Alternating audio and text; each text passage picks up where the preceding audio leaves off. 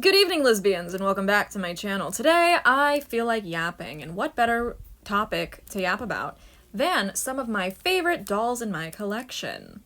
I just thought this would be fun because I want to go over my number one favorite. Like, I was just looking at her the other day and I realized, damn, this is my favorite thing that I've ever managed to get my hands on. So I really just want to highlight her.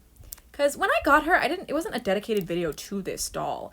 It was just like a video dedicated to everything in the package, and it's like, no, I need a whole video about just this one thing. So that's what I'm going to do. Let's get into it. So obviously I own a lot of dolls. I think we all know that. It's not just this, it's also that, and this, and that. I got stuff here, I got stuff there, I got stuff everywhere in this room. And then even the closet is full of more stuff, and I even have the wall lined in dolls. The point is, I have a lot. And when you have so much, it takes a lot for something to be your favorite, is what you would think. But honestly, my favorite dolls are always the most unexpected. Like, sure, there's the obvious picks, like this pirate ghost girl who's awesome, or the Grim Reaper. I love these two. I've always really liked them. Would I say they're my favorites? From their respective line, yes. But also Kiyomi's in that line, so she's actually the favorite, but those two are like really close. Like it's a three-way tie. You get what I'm saying? Like, I have so much stuff because it doesn't take a lot for me to declare a favorite. Like, pretty much all of my dolls, in some way, I love and adore them. For the most part. I do have some that I don't really care about just for the sake of completing lines, but I'm slowly like going through stuff and determining what I can part with without wanting to eat my own liver afterwards. So, you know. But basically, throughout my time collecting, I have gotten my hands on some really cool stuff, including some amazing hand-painted prototypes, such as this doll right here.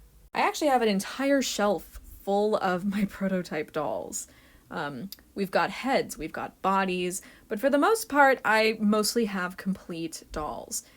Most of them have hand-painted aspects to them, but I do have some that are not hand-painted in any way at all. For example, this Laguna technically isn't a prototype, she is a finalized factory sample. No aspect of her is hand-painted, and this is basically exactly what the finalized doll would have looked like had she released and hit store shelves. This Briar, on the other hand, is, again, very similar to the released doll, but she doesn't have a face, her hair does not have any glue seepage because she's a rooting sample, her accessories are all hand-painted, her earrings, her chest piece, even her arms, like the gloves, are hand-painted. So, two different kinds of prototypes right there. I have other factory samples, such as these Once Upon a Zombie heads, for both the unreleased Pocahontas, unreleased Tinkerbell, and released Alice, but with a different screening and hair. I even have a little unreleased plushie. But among all of the prototypes on this shelf, one stands out, I would say. The one at the very back that's in her box. In my humble opinion, this is, without a doubt, the coolest doll that I own, and probably one of my favorites. Now I know, looking at her, you're like, oh, that's just a G3 Toralei. But she isn't just a G3 Toralei, she's a prototype G3 Toralei. A brand new, sealed-in box prototype at that. Her body is entirely hand-painted. She has clear leg joints on both sides. Her joints are clear. I believe her body... This box feels heavy, which leads me to believe that this is not just any body. I think that this is a resin body. Possibly. I don't know. The box is not easily openable because it's actually glued. At all sides, it is glued. I can't just, like, pull it open and, like, look at the doll. This side is glued and taped. This side, these like kind of come out, so maybe it's not glued on this side, but there is tape up here. I don't want to cut any of the original tape and stuff. The back of the box is nothing special. This is just the way the released box looks. However, there is one difference, and it is the fact that the Brazil logo, which means that you can sell something in Brazil, was not there yet. And this means for presentation only. So she was entirely a display item that, fortunately, escaped the factory. Or headquarters, or wherever she came from. I don't know, I didn't ask. Her pet is fully hand-painted, no pixels to be seen in that screening. Her backpack, I'm actually not sure if this is hand-painted. Like, looking at it, it doesn't look hand-painted to me. There's a certain, like, glossy sheen that a hand-painted accessory will have that a standard one won't. I think the charm on her bag is hand-painted. It looks... yeah, the charm is hand-painted, but I don't think the backpack itself is. I want to say the backpack was finalized at this point. Same with her microphone stand. However, this piece at the bottom is hand-painted. It looks like a different plastic compared to that piece. There's a pretty clear difference between the two. And also her microphone is hand-painted as well. I believe that her choker is not hand-painted. It looks solid black plastic to me. She's got the clear joints once again, but this time covered in paint at her wrists. Her phone is hand-painted. Honestly, that doesn't look very pixelated to me either. Maybe a little bit. I imagine that the screen part is still screen printed, but the phone itself is hand-painted. You can tell because of the way it looks, how glossy it is. I think her accessories are finalized as well, same with this shirt. But yeah, this doll also features like factory done hair, like it's all curled and it looks gorgeous. The release doll did not have this. Her hair was like basically straight in the box, but the curls are so nice, man. I love it. I also think her belt's definitely hand painted, yeah. And her face is actually different to the release doll. Her nose is bigger, her eyes are less like narrowed. She's a little bit wonky, but she's a prototype, I don't care. Her eyebrows are thinner, and she's missing the beauty mark. Just some interesting facts there. Her hair is also different. She does not have nearly as much pink in her hair here as she does on the release doll. Also, her earring, the two earrings that you can see, those are actually glued on. If you look at her from above, you can see that the part that's supposed to go through the piercing is glued to the back of the ear because this head does not have any holes, like any pierced holes to put the earrings in. So yeah, I have gone over this doll extensively. I have stared at her for hours across the year I've owned her for so far. I really like her, is what I'm saying. This doll is without a doubt my favorite piece in my collection. She's my number one. This is like something I could have only dreamt of owning. An in-box Toralei prototype, my favorite character. Even if it's G3, I know G1 probably would have been preferable. What am I saying? Of course G1 would have been preferable. If I had the original first wave Toralei from G1 in the box, bro, I would be on the news. I would get so excited. I'd be on the news. But trust me, this is just as cool. I love her. The fact that her face is different, the fact that her hair is different, all the hand-painted aspects, the fact that her body is most likely resin, because again, this box is insanely heavy. The only other box that she weighs more than G3 Caddy does.